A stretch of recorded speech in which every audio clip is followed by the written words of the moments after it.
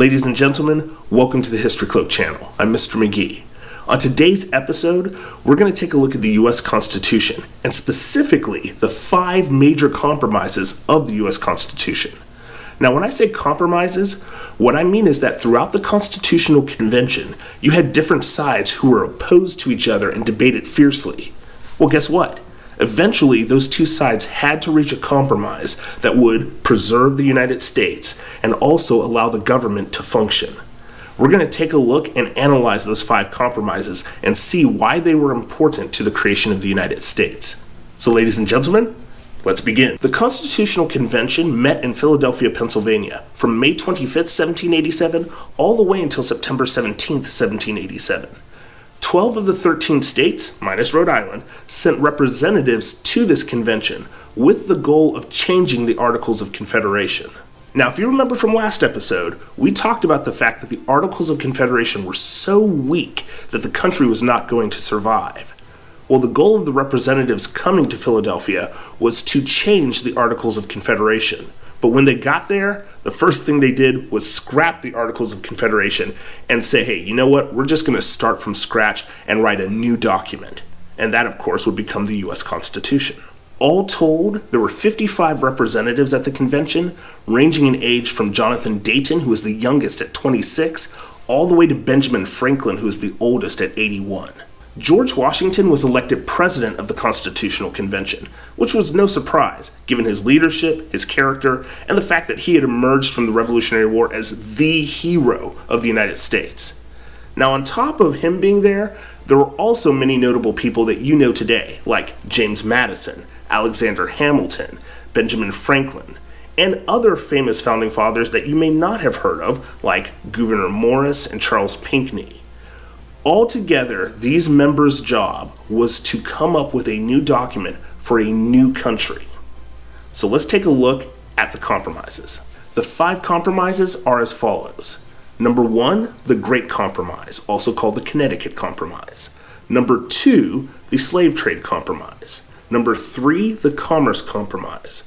Number 4, the 3/5 Compromise. And number 5, the Electoral College Compromise. The Great Compromise, also called the Connecticut Compromise, is probably the most important of the compromises. It dealt with how the legislative branch should look. Now, for those of you who remember, the legislative branch of government is the branch that makes the laws. The huge debate at the convention was, how should the legislative branch look, and also, how many delegates or how many representatives should the legislative branch have, and how should those numbers be determined? It went something like this. Well, as the representative of Virginia, I propose that the number of representatives in the legislature be based on population. So, the larger a state's population, the more representatives in the legislature it gets. As the representative of New Jersey, I would like to say that that is an awful plan. If the large states get more representatives in the legislature because they have a larger population, they'll just be able to outvote all of the small states. What is even the point of being in the United States if we don't get a say in any of the legislation that passes because we're always outvoted? I propose a different plan. The legislature should have equal representation. Each state should have the same number of representatives. It's only fair. I object to New Jersey's plan. Why should a large state have to suffer the whims of a small state? Now, there's nothing wrong with a small state, but they don't have the same problems as states with a larger population.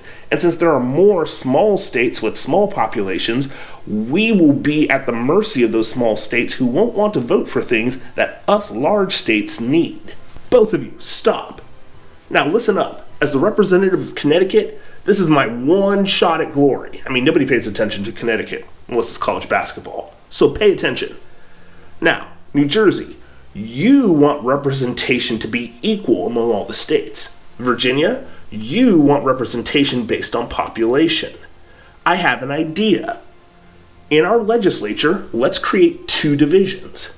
One division, New Jersey, the representation will be equal. Every state will have the same number of representatives. In the other division of the legislature, the representation will be based on population. And for a bill to become law, it will have to pass through both divisions, the division with equal representation and the division that is based on population. That way, both small states and large states have a say. I think that would be good. That should work for both. And thus, the Great Compromise, also called the Connecticut Compromise, was voted on and passed. And if you think about it today, our legislature in the US, which is called Congress, is divided into two houses or two divisions. The first house is the House of Representatives, and representation in that house is based on population. The second house is called the Senate, and Senate is equal representation across the board. If you know anything about laws being passed in the United States, a bill has to go through both houses before it can go to the president's desk to be signed. On top of that, the Great Compromise also said that all bills must start in the House of Representatives, which would be good for the larger states because they would have more expenditures. Now that the Great Compromise has been voted on and passed, compromise number 2, the Slave Trade Compromise. Now you have to remember, for about 6,000 years of man's history, slavery had been legal and considered, not wrong, across the entire planet. But we are approaching a time during the Constitutional Convention where in Europe and in the United States, a movement is beginning where people are starting to look at slavery and say, now, not only do I not want to be a slave, but this is morally wrong. Slavery is morally wrong and it's something that should be abolished. So as this movement is growing, now there is a debate at the convention. What do we do about the slave trade? Not only do you have that question, but you have another question. How do we keep the United States together as one whole country? You have to remember, when you are starting a country, you cannot afford a civil war. If you start with a civil war, your country is pretty much destroyed before it begins. We even saw that with the first compromise. The goal was, how do we keep both sides together so the small states don't decide, hey, you know what? Forget this. Why even be part of the United States of America? We're leaving. The goal is you have to have a United States of America, one country, because you don't want England coming back in and taking over, and you don't want your country to be destroyed through civil war. All of those different concerns have to be factored in when we take a look at the different debates and compromises that came about from the convention. So when it comes to the slave trade compromise, it looked a little bit like this. We, the northern states, find slavery to be evil, nefarious, and a scourge on this great country. How can we talk about not wanting to be slaves of the King of England when we ourselves are bringing in slaves into our country? This needs to be abolished immediately. We, as the southern states, object to this proposal from the northern states. First of all, slavery is a part of our agricultural economy. If we don't have slaves, we don't have an economy. What are we going to do? Number 2, slaves are property. They're not even people. And so why should this government deprive us of our personal property? Number 3, if you go with the northern states proposal, we will break away and we will not be a part of the United States of America. Are you serious? If you break away, England's going to take us over. Okay, listen, I've got an idea. Why don't we let you keep slavery for now, but in 20 years we can ban the slave trade if it's voted on and passed? Is that good? Can you do that so that we don't get picked off by England again? Well, all right. I don't really like ending the slave trade in 20 years, but it's better than nothing, and we still get to keep slaves, so I'll take it. I mean, hey, not like a civil war is going to happen or anything. And thus, the slave trade compromise was passed. Now, I can already hear some students going, no, Mr. McGee, this is the worst. They should have just banned slavery outright. I want you to think about that for a second. What if the northern states had just decided, you know what, we're just going to ban slavery outright? Well, you saw from our skit that the southern states had already threatened to break away if that happened. So if the South breaks away, you now have two very weak countries, and England can come back in and take over both. Now there is no United States of America. Now, let's say best case scenario, England doesn't come in and take over in North America. Well, you now still have two weak countries, and slavery is now in a completely separate country from the North. So, how do you end slavery in someone else's country? It's hard enough to end slavery in your own country, but the southern states are now their own separate country. You can't end slavery in that country. The best way for you to end slavery is to emerge from the convention as one whole country.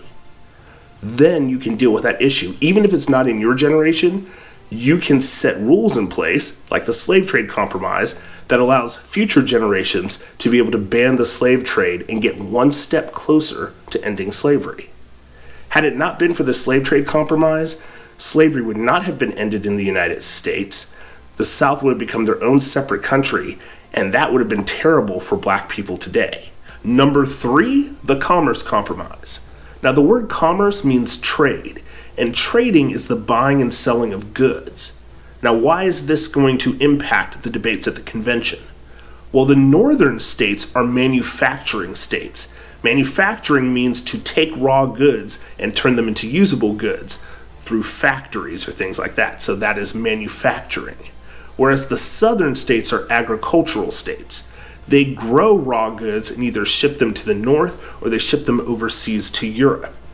That is going to be the foundation of the debate at the convention. And the debate goes a little something like this. We as the northern states believe that the government should put a tax on both exports and imports. If you put a tax on exports, that helps us because the southern states will ship to the north instead, which will make us more money. Also, if you put a tax on imports, that makes our goods less expensive compared to the goods in Europe, which means that more people will buy our goods, which helps our companies and makes us more money. Are you kidding me? If you put a tax on exports, many of our farmers are going to go out of business. That is unacceptable. Not only that, but if you put a tax on imports as well, we'll be stuck with only one trade partner, you, and that is not good enough. Both of you, I've got an idea. Northern states, you are manufacturing states, and imports affect manufacturing prices a lot more. So, the government will put a tax on imports to protect your companies. Southern states, you depend a lot more on exports, so the government will put 0 tariffs on exports. They can only put taxes on imports. So therefore, your farmers are now protected as they export their goods to Europe. On top of that, the government of the United States should be in control of interstate commerce. In other words, trade going from one state into another state. But southern states, the government will not have any control over intrastate commerce. Intra meaning the trade is just within the state. You guys get to control that. Deal? Hence the Commerce Compromise. The national government can tax imports, but not exports. The national government controls interstate commerce, meaning trade between different states, but the states get to regulate intrastate commerce, trade within their states. Compromise number 4, the 3/5 Compromise. The 3/5 Compromise deals with the number of slaves within the states. You see, the convention had already decided that there would be a census taken every 10 years. A census is a count of the population, how many people are within each state. Depending on the census for each state, that determined the number of representatives that they would have in the House of Representatives, and also their share of the tax burden that they must pay to the national government. So the debate sounded something like this. We here, the southern states, we have reached an epiphany. We have discovered that slaves are actually people. And when it comes to how many slaves should be counted as part of our population in terms of how many representatives we get, all the slaves should be counted as part of our population. Now, when it comes to how many taxes we should pay, I believe that slaves become property again, and as such, should not be counted at all in terms of how many taxes we should pay. I'm sorry, so you're telling me that slaves are people when it comes to how much power you have in Congress, but then they magically morph into property when it comes to how many taxes you should pay? Explain that science. It could sound scientific. What color is the sky in your world? The sky's blue. Wish orange. I've got a better idea. Since you already admitted that slaves are people, why don't we abolish slavery? We can abolish slavery, let the people who are slaves become free, and then you can actually count them as part of your population because then they'll be free men. And by the way, when you say that they're also property, how come you don't count chickens, pigs, horses, cows as part of your population either when it comes to the census? If you do that, we're just going to break away and we're going to form our own country. We will not be part of the United States of America if you're going to do that. Okay, listen up, all right? I've got an idea. This might work. We have to be one country or else England's going to come and take us over. So I'll tell you what.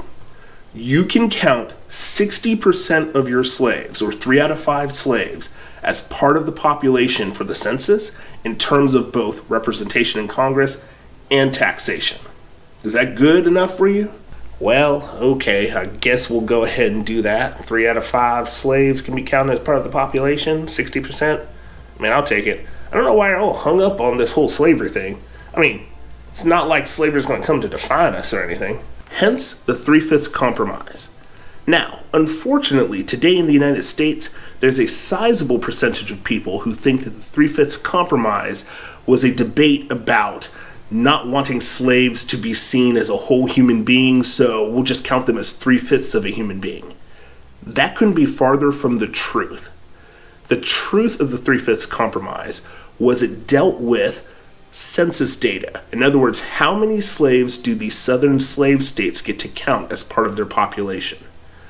The compromise was 60% or 3/5. That was what they were allowed to count for terms of taxation, how many taxes the southern states had to pay, and also in terms of how many representatives the southern states got. Now you may be asking, well, does that really matter whether you interpret it correctly or not? Yes, it is very important. First of all, you should always actually look at the facts of history and interpret it correctly. Second of all, if you have the wrong interpretation of the 3/5 compromise, in other words, you don't actually know why it came about, then what happens is people believe, oh, it was just a bunch of people in the convention who didn't like slaves, didn't want to count them as a whole human being, so it's kind of this debate about should they be 2/5 of a human being or 4/5 of a human being, or okay, we'll just make it 3/5. And as you can tell from our skit, that couldn't be further from the case. Not only that, but the 3/5 compromise is the reason why the 13th Amendment that abolished slavery passed. It's the reason why the 14th Amendment and the 15th Amendment, both of which protect rights for black people, those amendments passed because of the 3/5 compromise. Because the southern states could not get the other 2/5 of slaves to be counted as part of their population, they did not have enough votes to block the 13th, 14th, and 15th Amendments. This compromise is the reason why Congress could pass the abolition of slavery and also pass protections for black people in the Constitution. Now, ladies and gentlemen, we reach our 5th and final compromise. Now, by the way, that's not to say that these were the only compromises at the convention. The convention had a lot of compromises. We're just covering some of the major compromises that were very important in the building of the Constitution and also the United States. Now, the convention knew that they did not want a king like England had, nor did they want a parliamentary system like England had, where the executive branch and the legislative branch are combined together. They wanted the executive branch to be separate from the legislative branch. But the question was this: how do you elect the leader of the executive branch, who they would call a president? How do you elect that person? Well, the debate went something like this. I think the president should be elected by popular vote. Let the people decide. The candidates run for president, the citizens vote. Whoever gets the votes of the most citizens wins. Sounds good to me? That's a terrible idea. All that inspires is mob rule. Can you imagine if all you had to do was have a majority? A politician would just simply go to the biggest states or to big cities, and people in rural areas or small states would never have their rights considered. They never have their issues considered at all. That would be awful. On top of that, people make bad decisions all the time just because it's popular. The last thing we need is the President of the United States being picked only on the basis of popularity. I think the state legislatures should vote on the President of the United States. After all, they represent the people of their state, and also, as politicians, they're probably more educated than the population of their state as a whole. And so they would make a better, more educated, informed decision on who should be the leader of the United States. Your idea is the worst. have the legislatures in the states decide who will become president, that takes the power out of the hands of the people. That is an awful anti-democratic idea. On top of that, the president would then be beholden to politicians in each of the states, and he would be doing things for those politicians, not the people of the United States of America. Hey, wait a second. I've got an idea. You want the people to be able to vote for the president and not be controlled by a group of legislators, correct? You, on the other hand, don't want mob rule, so you want representatives or legislators who can vote for the president who might be more informed than the population at large, correct? Well, guess what? Why don't we combine the two together? You can have people who vote for representatives to then vote for the president. So in other words, in each state, the people of the state are voting for which group of representatives to send to the capital of the country to vote for the president. Hence, the electoral college system was created. Today in the United States, people in each state vote for which group of representatives they want to go to the capital to vote for the president. By the end of the convention, the U.S. Constitution was written. By the way, the Constitution is more than just those compromises. We're going to need to talk a little bit more about the different parts of the Constitution. So for instance, even though the Constitution was written, it had to be voted on by the 13 states, and 3/4 of those states had to approve the Constitution before it became official. None of those states were willing to do that unless there was a Bill of Rights. The Bill of Rights are the first 10 amendments to the U.S. Constitution. So next episode, we're going to talk about those Bill of Rights and why they are so important. If you have any questions or comments, please leave them respectfully and politely in the comments section below. I'm Mr. McGee. Take care.